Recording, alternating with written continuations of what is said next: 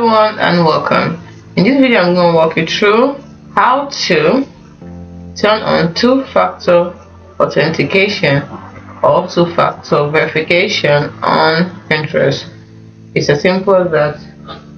It's quite simple actually. Let's find out. The first step you take is you click on your profile icon at the top right corner.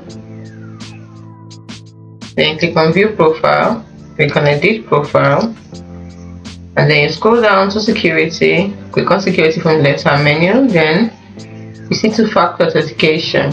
Now two-factor authentication makes your account extra secure. Along with your password, you need to enter the secret code with text. The secret code Pinterest text to your phone each time you log in. If you want to turn it on, you click on require code as login. So you first have to confirm your code first of all, and then you click on next. Then you put in the phone number where you get your authentication code.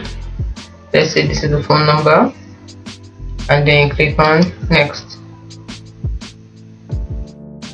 You can exactly put the wrong phone number, that's why. When you click on next, you then follow the prompts. It's as simple as that. Hope you found this video helpful. Do not forget to like and subscribe to the channel for more. Thanks for watching.